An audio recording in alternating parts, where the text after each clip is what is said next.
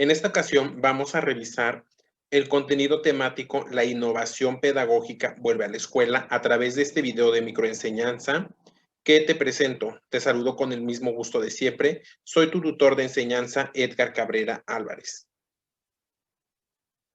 Bien, vamos a entender primero que la expresión de por qué la innovación vuelve a la escuela. Nosotros sabemos que la innovación se presenta constantemente en todos los ámbitos. Sin embargo, en este siglo XXI es necesario renovar la enseñanza y la práctica docente. Es por ello del título de La innovación vuelve a la escuela.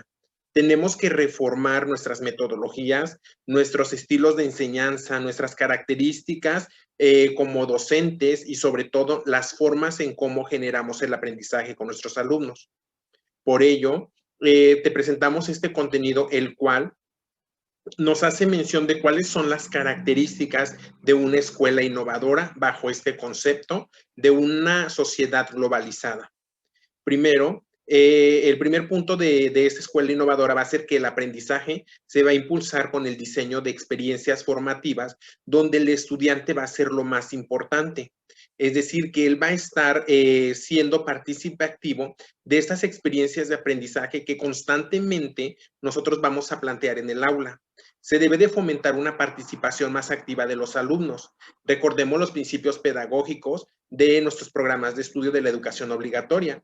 Nos dice que lo más importante en el proceso de enseñanza-aprendizaje es situar o centrar a nuestros estudiantes al centro de este proceso de enseñanza-aprendizaje. Ellos son lo más importante. Por ellos es que nosotros justificamos un trabajo en el aula. Buscar en todo momento la autonomía del alumno, es decir, debemos de plantear retos o tareas que para ellos signifiquen retos, pero que sean retos alcanzables, de tal manera que se favorezca la independencia, la autonomía y que ellos encuentren sentido a esta parte que estamos aprendiendo en el aula.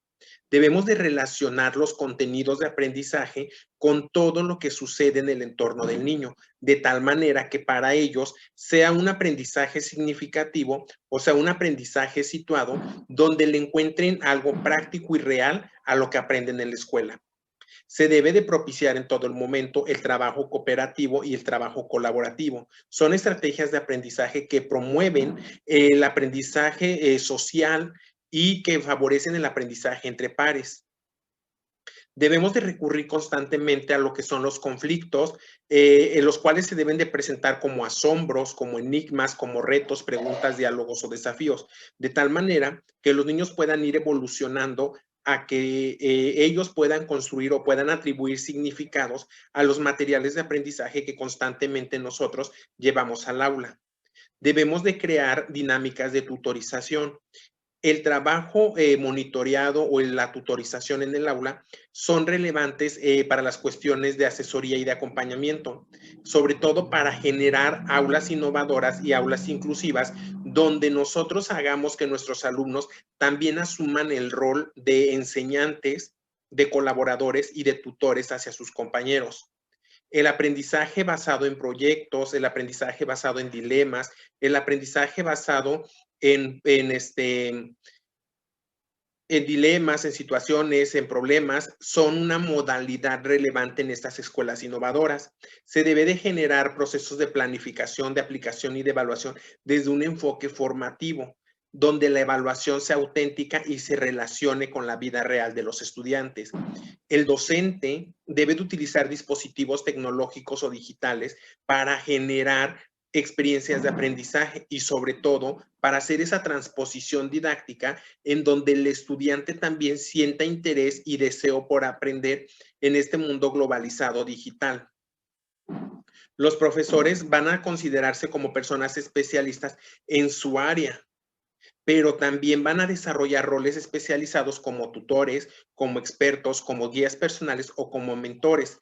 En este punto cabe hacer mención que cambia también la percepción que tenemos de un docente, de un maestro. Y los profesores, los alumnos y las familias van a desempeñar un papel democrático e igualitario en las decisiones escolares y organizativas, porque ellos pertenecen a una comunidad.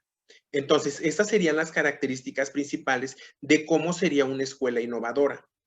La pregunta sería, ¿estás preparado para el reto? ¿Estás preparado para formar parte de una escuela innovadora una vez que tú egreses de una licenciatura en ciencias pedagógicas?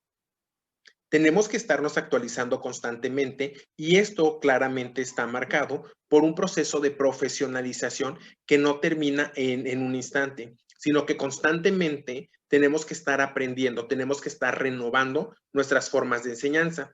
Y bien, ahora me toca presentarte algunas estrategias didácticas que tú vas a utilizar para llegar a esa escuela innovadora. Debemos de trabajar los aprendizajes mediante la experiencia, mediante grupos interactivos, club de debates. Tenemos que participar con estrategias y modelos de tutorías entre alumnos.